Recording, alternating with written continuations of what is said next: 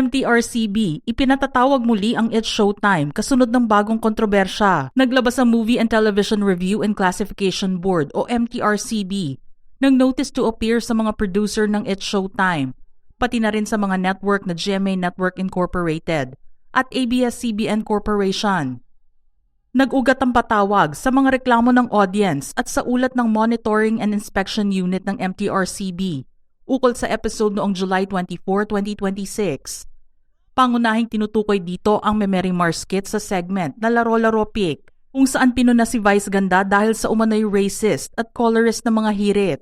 Isama pa rito ang lugaw scene kasama si Ayon Perez na itinuturing na hindi angkop sa daytime TV. Bunsod ng pambabatiko sa internet, nagsorry sa live episode si Vice Ganda noong July 25, 2026. Sinabi ni Vice Ganda na nalaman ng team na ilang manonood ang nasaktan o na-offend sa ilang mga biro sa It's Showtime.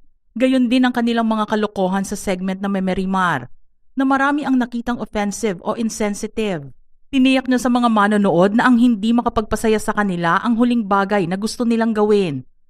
Kinilala niya ang damdamin ng publiko. Nagpaabot ng kanilang paghingi ng tawad. Nangako na susubukan nilang gumawa ng mas mahusay. At ipinahayag ang kanilang taos-pusong pasasalamat sa mga audience. Ayon sa 2 pahinang abiso na nilagdaan ni MTRCB Chairperson Lala Soto, pinag-aaralan ng ahensya kung lumabag ang programa sa Section 3C ng Presidential Decree No. 1986.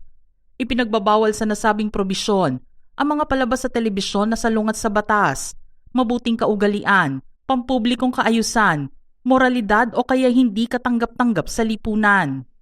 Inatasan ng mga kinatawan at legal counsel ng ABS-CBN at GMA Network na humarap sa MTRCB Hearing and Adjudication Committee sa July 29, 2026 sa ganap na 10:30 ng umaga.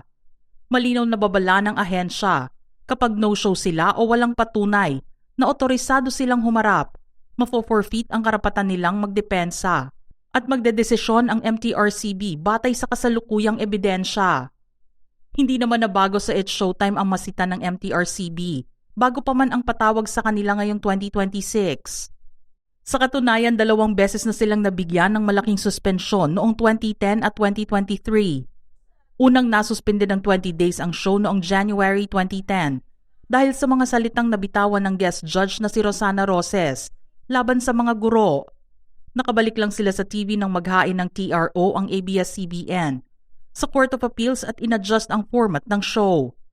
Makalipas ang 13 years, July 2023, muling naipit ang show dahil naman sa cake icing scene ni Vice at Ayon sa Isip Bata na pinalaga ng mga manonood.